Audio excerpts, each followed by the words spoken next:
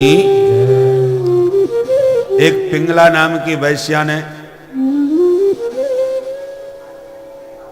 भगवान पिंगला नाम की वैश्या को भी देख करके दत्तात्रेय जी को वैराग्य का उदय हुआ था। पिंगला गीत भी है।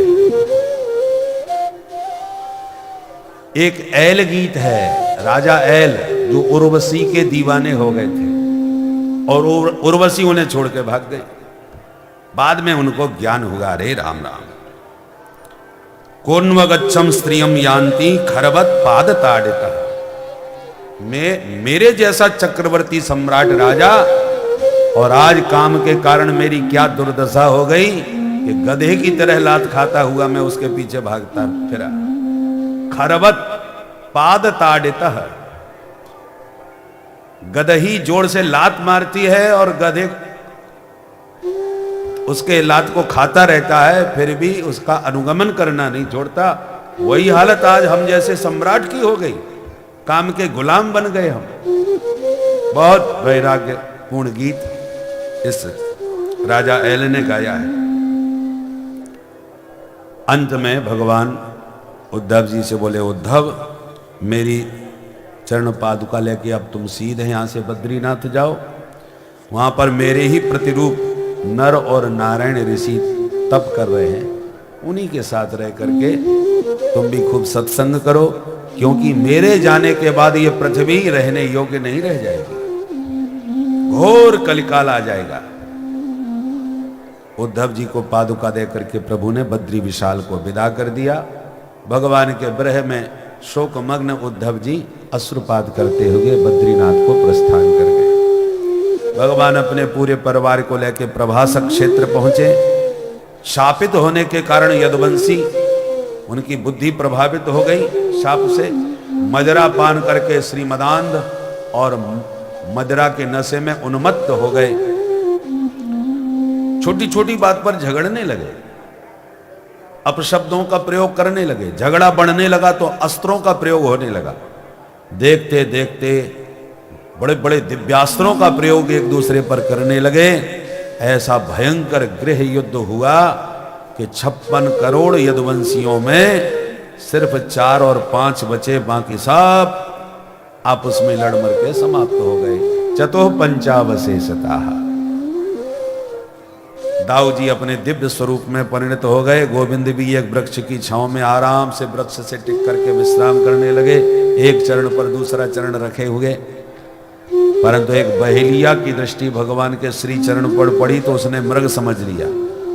बिभ्याद मृग शंकया, मृग समझ करके बाण चला दिया। प्रभु के श्री चरण में वह बाण लगा। बहेलिया भाग करके आया, चरणों में गिर के रोया, प्रभु मैंने बहुत बड़ी भूल कर दी। भगवान बोले, मां भय जरे त्वम उत्तिष्ठ काम एस कृतो ही में। मेरी इच्छा से तूने बाण चलाया, भैया दुखी मत हो, जा मेरे धाम को। देह त्याग करके बहेलिया हरि के धाम को चला गया विमान में बैठकर। दारुक सारथी को भगवान ने बुला के कहा, भैया द्वारका में जाओ, सबको समझाओ कि आज से ठीक 7वें दिन मेरी दिव्य द्वारका सागर में समा जाएगी, इसलिए सब द्वारका खाली करके चले जाएं। दारुक दौड़ा द्वारका की ओर संदेश लेकर, और इधर देवता आ गए आकाश में। सबके देखते देखते सौदामन्या यथाकाशे, जैसे आकाश में बिजली चमकती है, सभी को दिखती है, पर चमकने के बाद कहां चली गई ये कोई नहीं समझता। ऐसी भगवान का वह श्याम विग्रह दिव्य महाप्रकाश में परिणत हो गया। वह महान तेज दिखाई तो पड़ा, पर तेज चला कहां गया ये कोई नहीं समझ सका। सूत जी कहते हैं, स्वकीयम यद भवेत् तेज तच्च भागवते दधात।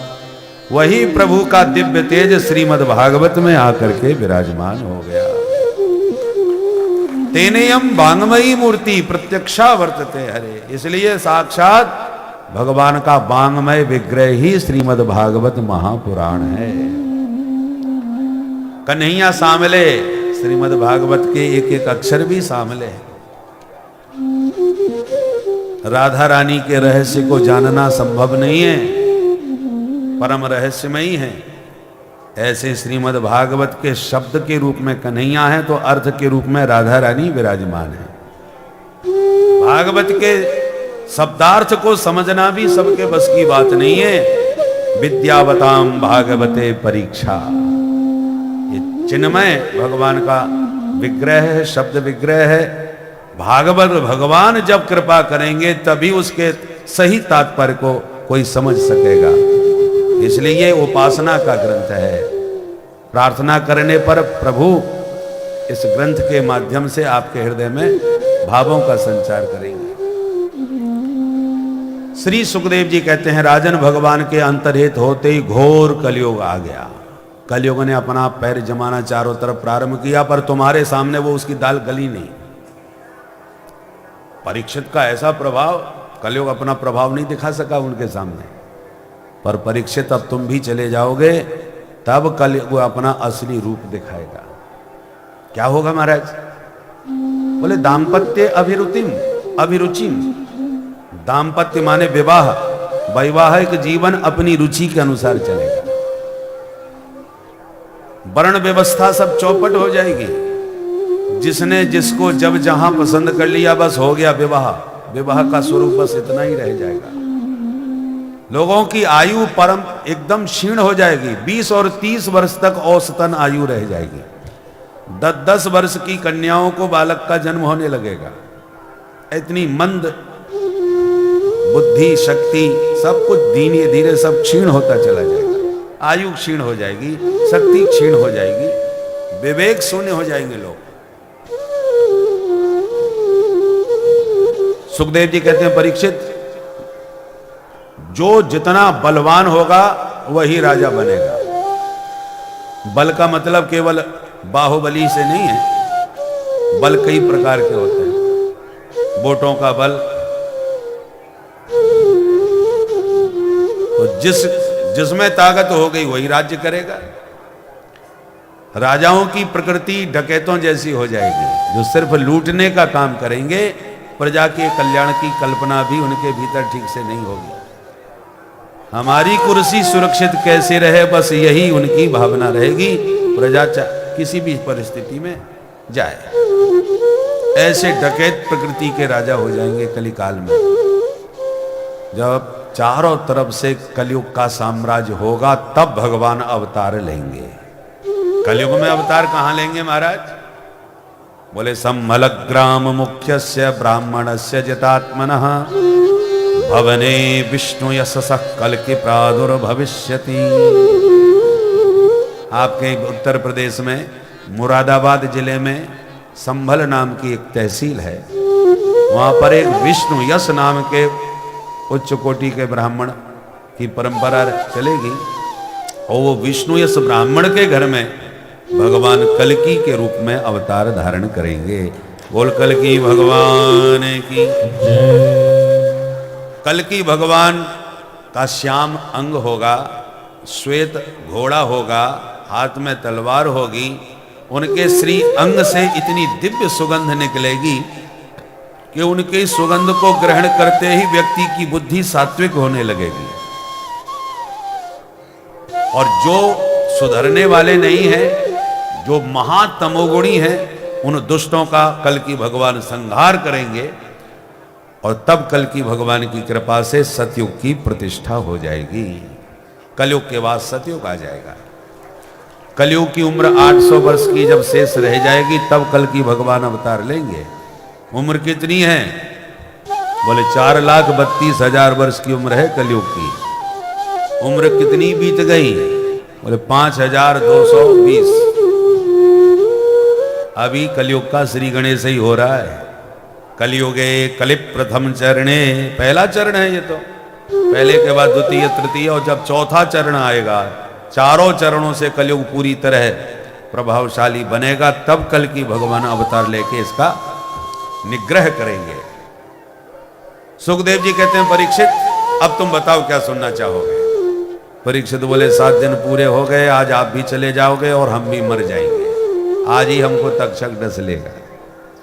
सुखदेव जी डांटते हुए बोले, त्वम तो राजन मरिष्येति पशु बुद्धि मिमाम जही।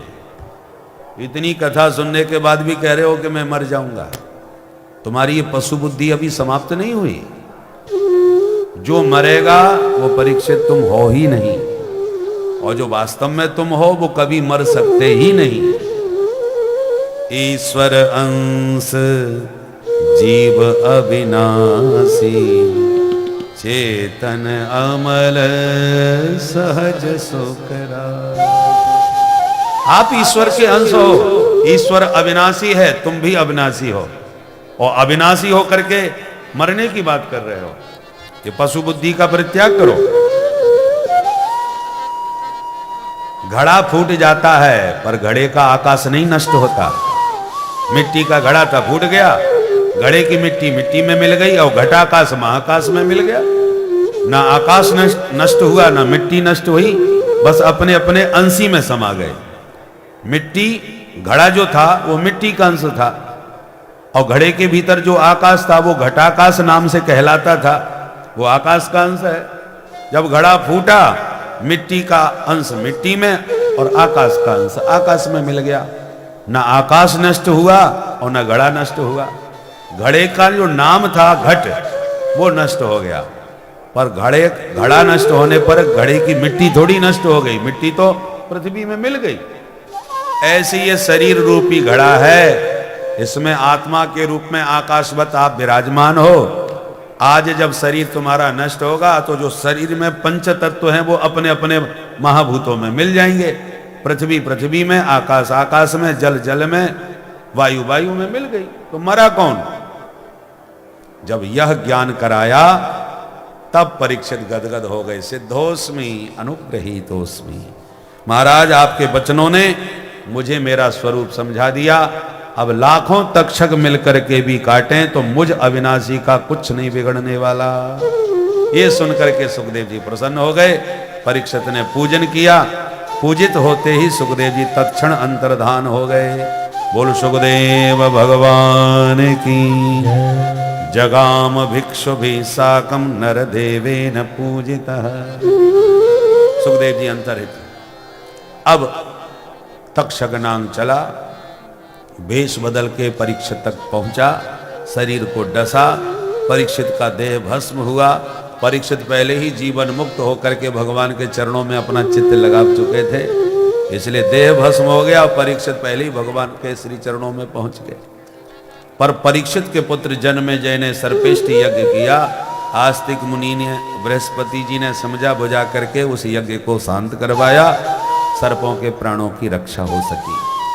सूत जी कहते हैं, सौनकादि ऋषियों, इस प्रकार सुख परीक्षित संवाद के माध्यम से मैंने तुम्हें श्रीमद् भागवत संहिता का श्रवण कराया, जिसमें 18,000 श्लोक, 335 अध्याय और 12 स्कंध, 12 स्कंध थे जो सार रूप में आपने श्रवण किए। अब अंतिम श्लोक हम बोलेंगे, आप भी उसे मेरे साथ में दोहराएंगे। नाम संकीर्तनम यस्य, नाम संकीर्तनम यस्य, सर्व पाप प्रणाशनम, सर्व पाप प्रणाशनम, प्रणामो दुख समनस, प्रणामो दुख समनस, तम नमामि हरिं परम, तम नमामि हरिं परम। श्री हरये नमः।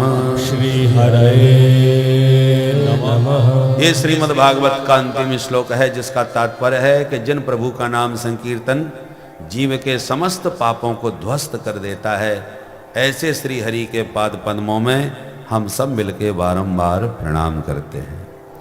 भगवान की कृपा से विगत कई वर्षों से यह जो परंपरा चली आ रही है, वह पुनः इस वर्ष माँ गंगा जी की कृपा से इस प्रयागराज की पुण्य भूमि में आज भागवत सप्ताह का विश्राम हो रहा है। और आप उन तीर्थवासी, कल्पवासी जितने भी महापुरुष यहाँ विराजमान हैं, आप सबको हम बारंबार प्रणाम करते हैं, नमन करते हैं। और हमारे पूज्य ब्रह्मचारी जी महाराज ने आगामी वर्ष में तारीख भी पंचांग में देख करके बता दी। माघ कृष्ण सप्तमी गुरुवार से अर्थात तारीख 4 फरवरी 2021, 4 फरवरी से 11 फरवरी तक 2021 में पुनः जब माघ मेला लगेगा तो हम लोग इसी प्रकार से बैठ करके तीर्थराज की पुण्य भूमि में पुनः इस दिव्य आनंद का लाभ उठाएंगे।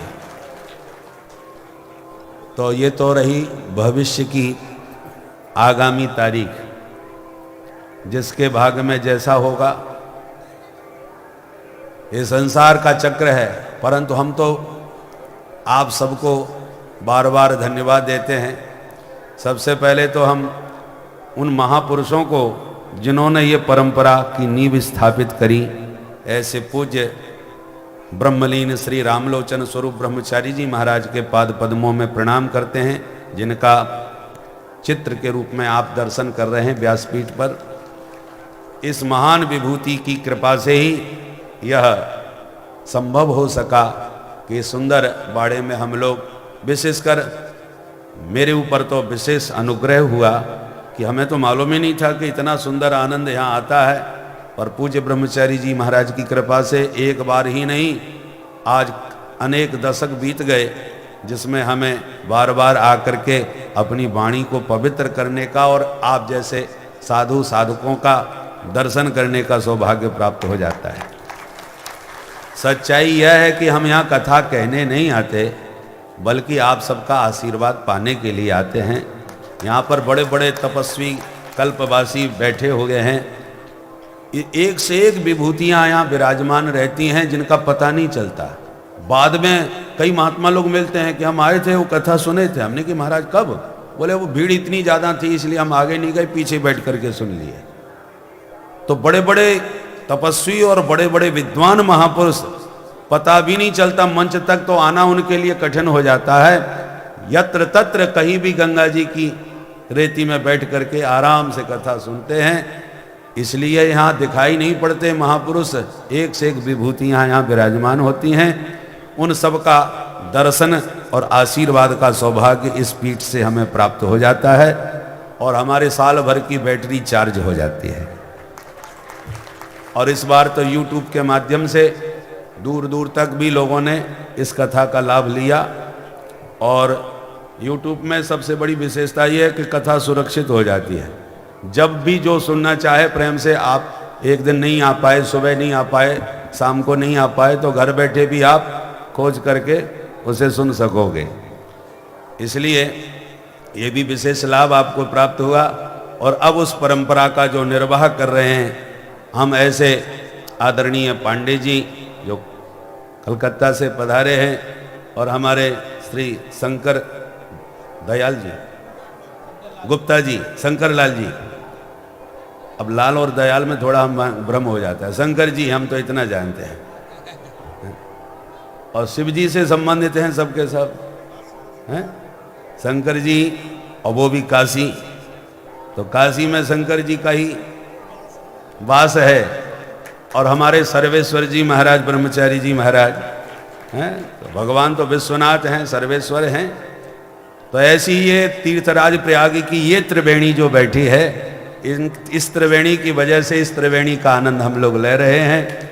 और ये त्रिवेणी इसी प्रकार से बनी रहे, प्रवाहित होती रहे, हम लोग इसी प्रकार से लाभान्वित होते रहें। इसके साथ अब सब कथा का सार भगवान नाम संकीर्तन है, तो संकीर्तन करके ही जाइए। और कुंडा में जो कथा होने वाली है 17 से 23 फरवरी, वो शुक्ल जी फतेह शाहपुर, तो उसकी सूचना भी जो वहाँ से आए हुए हैं उन सब के लिए, क्योंकि पार्श्व भाग में है। तो आप लोग इसी प्रकार से आनंद लेते रहें और सबको आनंद लुटाते रहें, और गंगा मैया की कृपा से जीवन में सदा मस्त रहें, ऐसी मंगल कामना करते हुए। और बारंबार व्यासपीठ का आपने हमें अधिकार दिया, उस अधिकार के साथ व्यासपीठ से भी हम सब, आप सबके मंगल की कामना करते हैं। घर में सदा सुख समृद्धि बनी रहे और आप सबका मन प्रभु के चरणों में उत्तरोत्तर आपकी प्रीति बढ़ती रहे, ऐसी सतत कामना करते हुए आइए मिलकर के भगवान नाम संकीर्तन प्रारंभ करें। हरि बैकुंठ में नाय ऐसो तीन लोक में नाय, ऐसो चटक मटक सो ठाकुर तीनों लोकन में नाय, ऐसो चटक मटक सो ठाकुर तीनों लोकन में नाय। हरि ऐसो चटक मटक सो ठाकुर तीनों लोकन में नाय, ऐसो चटक मटक सो ठाकुर तीनों लोकन में हरि लोकन में नाय, ऐसो बैकुंठ में नाय, लोकन में नाय, ऐसो बैकुंठ में नाय, ऐसो जय हो, ऐसो चटक मटक सो ठाकुर तीनों लोकन में नाय, ऐसो चटक मटक सो ठाकुर तीनों लोकन में जय हो।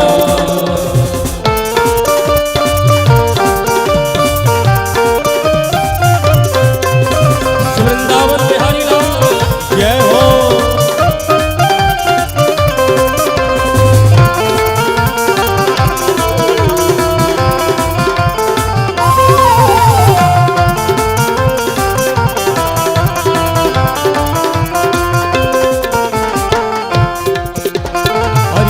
ठोर से टेढ़ो दीखे, नील ठोर से टेढ़ो दीखे, लटकी सी चलगत यह सीखे, लटकी सी चलगत यह सीखे, हरि टेढ़े से चलावे, हरि टेढ़े